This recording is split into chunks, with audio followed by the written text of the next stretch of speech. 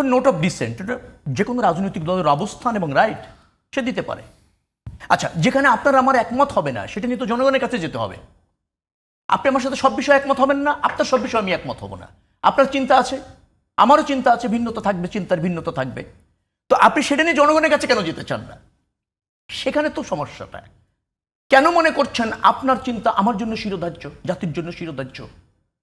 আর সেটা না হলে আপনি ভোট বর্জন করতে চান, ভোটে অনিয়া যদি থাকে, তাহলে আপনি ওই আবারও বলছি জনপ্রতিনিধি হওয়ার সাহস রাখেন না, অথবা সরকার হওয়ারও সাহস রাখেন না। প্রশ্নটা হলো ওই যে বলছেন উনি অর্ডিন্যান্স জারি করে এবং গণভোটের মাধ্যমে হতে পারে, গণভোটের মাধ্যমে হতে পারে না। আর আমাদের সংবিধান সংশোধনের প্রক্রিয়া গণভোট না। এই জায়গাগুলি আসলে আমাদের অনেক বিতর্ক তৈরি করছে, মানুষকে বিভ্রান্তির মধ্যে ফেলছে। সংশোধন না, নতুন সংবিধান চাচ্ছে তারা।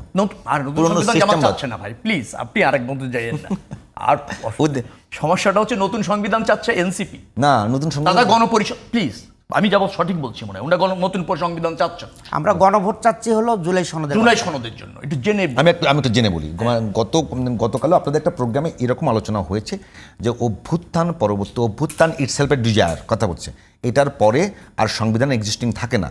এবং ওই যে জুলাই ঘোষণাপত্রে যে বলা হয়েছে যে এই সরকার, ঠিক আছে, এই সরকার যে আইনি ভিত্তির কথা বলা হয়েছে সেটি জনগণের সঙ্গে একটা প্রতারণা। তাহলে কি আপনি বলবেন যে জামাত এই সংবিধান এক্সিস্টিং থাকুক? না না, এটা আরেক জায়গায় চলে গেলেন আপনি। আমি আপনাকে বলি এগুলি বলে মানুষকে বিভ্রান্ত আমরা না করি, সময়টা কাজে লাগাই, সময়টা কাজে লাগানোর চেষ্টা করি। উন্ডা যেটা বলছেন সংবিধানের জুলাই সনদটা সংবিধানের আইনের অংশ চাচ্ছেন, সংবিধানে এটা চতুর্থ তফসিলে যুক্ত হবে কথা বলা হয়েছে যে চতুর্থ তফসিলে যুক্ত হবে। কিন্তু উন্ডা যেভাবে চান সেটা সংবিধানের উপরে হয়ে যায়, কিন্তু সংবিধানের উপরে আর কোনো আইন হয় না। মাদার ল সংবিধান, মনে রাখা দরকার।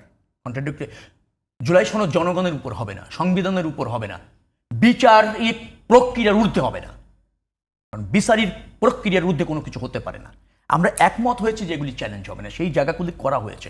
সমস্যা হচ্ছে জামাতের রাষ্ট্র ব্যবস্থাপনার অভিজ্ঞতা তো কম্পারেটিভলি আমাদের চেয়েও কম। এটা তো স্বীকার করতে হবে। তারা হ্যাঁ তাদের গুড ডিজায়ার আছে, তারা আবার রাজনীতিতে আসলে আরও ভালো করতে পারে আমাদের চেয়ে, এখানে আমি দ্বিমত করছি না। কিন্তু অর্ডিন্যান্স জারি করে যেটা আপনি করতে পারবেন, যে আইনগুলি পরিবর্তন করবেন এখন, সেটা আপনি পারবেন। আমরা তো সেটা করতে চাচ্ছি। জুলাই সনদের অনেক অংশ তাই অর্ডিন্যান্স জারি করা লাগবে, হবে। 84টা যেগুলি একমত হয়েছে অনেকগুলি আসবে। কিন্তু বিষয়টা হচ্ছে আপনি সংবিধান সংক্রান্ত যেটা, সেটা আপনি অর্ডিন্যান্স জারি করে করতে পারবেন না, পরবর্তী পার্লামেন্টে সেটা নাও হতে পারে। সমস্যাটা এই জায়গায়। আরেকটা জায়গা বলি, এই যে ধরেন বিচার বিভাগ সংস্কার সংক্রান্ত যে প্রশ্ন, এটা একটু জানার জন্য বলি যে ওই যদি কোনো দল এককভাবে একেবারে সংখ্যাগরিষ্ঠ মানে সংবিধান সংশোধন করবার মতো সংখ্যাগরিষ্ঠতা না পায়, তখন কেটে এই অবস্থায় থেকে যাবে। ঐক্যমতের ভিত্তিতে করার চেষ্টা করতে হবে।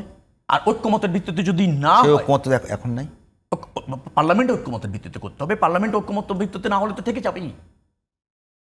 যাবেই। কারণ হচ্ছে কি, জনগণ তো আপনাকে ব্রুট মেজরিটি দেয়নি ওই কাজটি আপনাকে ওইভাবে সংশোধন করার।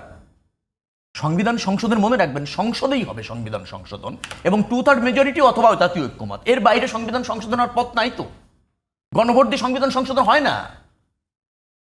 আপনি আমার কথা বুঝতে পেরেছেন? পার্থক্যগুলি এই জায়গা। আমরা হ্যাঁ গণভোট মানেই মনে করা হয় জনগণের কাছে গিয়েছে, জনগণ না করেছে না, হ্যাঁ করেছে হ্যাঁ, না করেছে না না। জনগণ একটা পার্লামেন্ট তৈরি করে, সেই পার্লামেন্টেই ওই প্রক্রিয়া অনুসরণ করে সংবিধান সংশোধন হবে, অন্য প্রক্রিয়ায় না। গণভোট দিয়ে সংবিধান সংশোধন হচ্ছে না, প্রক্রিয়া না। যাই হোক, এখন ধরেন বিচার বিভাগ সংস্কার সংক্রান্ত প্রস্তাবনা যেগুলি আছে, গত পরশুদিন প্রধান বিচারপতি বলেছে 80% অলরেডি এক্সিকিউটেড হয়ে গেছে, কার্যকর হয়ে গেছে। তারপর আরেকটা আসছে যে আলাদা সচিবালয়, সেগুলিও হচ্ছে তো।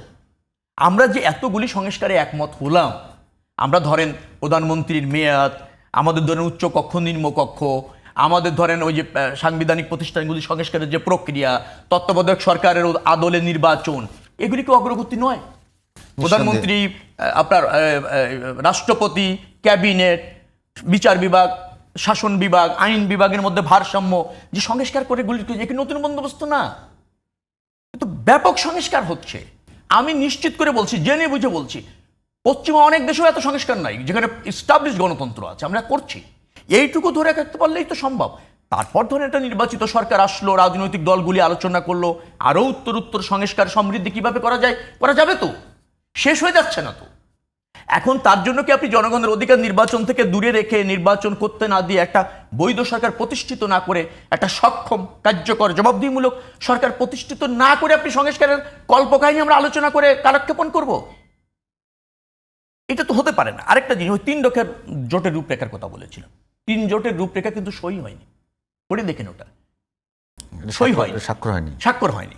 একমত হয়েছিল কি, এরশাদের অধীনে নির্বাচন করব না, ইরশাদের অধীনে নির্বাচন না করে অন্তর্বর্তীকালীন সরকারের অধীনে নির্বাচন হতে হবে। ইরশাদ বলেছিল তার অধীনে নির্বাচন করতে, বলেছিল না তোমার অধীনে কোনো নির্বাচন হবে না, আর ইরশাদের সাথে কোনো নির্বাচনে কেউ যাবে না, সবাই বর্জন করবে এবং একটা অন্তর্বর্তীকালীন সরকারের অধীনে নির্বাচন হতে হবে। সেটা একমত হয়েছিল, সইও হয়নি। কিন্তু পরবর্তীতে ধরেন তত্ত্বাবধায়ক সরকার প্রতিষ্ঠিত হবে, সংবিধানে সব দল সই করেছে, এরকম ভাবে 3 জোটের রূপরেখা হয়নি তো। আমি নিজে এটা সার্চ করে পড়েছি, এখনকার মতো হয়নি। আমরা একটা সনদ করছি, মনে রাখা দরকার, একটা সনদ করছি জাতীয় ঐক্যমতের ভিত্তিতে, সব দল সই করছি, অন্তর্বর্তীকালীন সরকার সই করছে, এখানে অপশন থাকে না ওই রকম। এখন আপনি কি আস্থা রাখবেন না? শেখ হাসিনা স্বৈরাচার হয়েছিল 17 বছর, তার মানে সবাই স্বৈরাচার? জামাত ইসলাম বা বিএনপি 17 বছর আমরা যারা সংগ্রাম করলাম, নিধন হলাম, আপনার গুম হলাম, মানুষের স্ক্রিনিং হলাম, জীবন দিলাম, ছাত্ররা জীবন দিল, সব শ্রেণী পেশার মানুষ জীবন দিল, আমরা কি আবার সেখানে ফিরে যাব? এই সংবিধান সংশোধন করে ভালো কাজ হয়নি, বহুদলীয় গণতন্ত্র হয়নি। আমি শেষ করে দিচ্ছি, এই দ্বাদশ সংশোধনীর মাধ্যমে উত্তম শাসন ব্যবস্থা গণতন্ত্রের জন্য প্রেসিডেন্সিয়াল পদ্ধতি বাদ দিয়ে সংসদীয় পদ্ধতির সরকার হয়েছে না? তত্ত্বাবধায়ক সরকারও কি হয়েছিল না? আমরা করেছিলাম তো। আমি বলছি এই ষোড়শ সংশোধনীতে ইমপিচমেন্টের ক্ষমতা নিয়ে গিয়েছিল আওয়ামী লীগ সরকার সংসদে, আমরা সুপ্রিম জুডিশিয়াল কাউন্সিলে পরবর্তীতে ফিরে আসার ব্যবস্থা হয়েছে না? তো ভালো অনেক কিছু হয়েছে না, আপনি আস্থা রাখবেন না? আপনি সরকার মানে ধরে নিচ্ছেন স্বৈরাচার, এইটা কেন একেবারে হয়? এখন জামাতের ধরেন একটা বের করে দিই, জামাতের জরিপ এসেছে ওনাদের ভোট সবচেয়ে বেশি, এখন জামাত ধরেন সরকার গঠন করলো, আমি ধরে নেব সে স্বৈরাচার। এটা কোনো জাতীয় ঐক্য হতে পারে, আর জাতির চিন্তা হতে পারে, রাজনৈতিক দলের চিন্তা বা কমিটমেন্ট হতে পারে। যারা এখানে আছে এরা হচ্ছে কি ক্ষমতার মোহে অন্ধ হয়ে গিয়েছেন, যে কোনো মূল্যে ক্ষমতার পার্ট হতে চাচ্ছেন। আমি মনে করি রাজনীতি ক্ষমতায় যাওয়ার জন্য জনগণের ম্যান্ডেট লাগে, জনগণের ম্যান্ডেট না থাকলে বিরোধী দলও থেকে রাজনীতি করা যায়, দেশের জন্য কাজ করা যায়। ওই মেন্টালিটিটা বিল্ড আপ করা দরকার ছোট রাজনৈতিক দল অথবা কম জনপ্রিয় রাজনৈতিক দলের।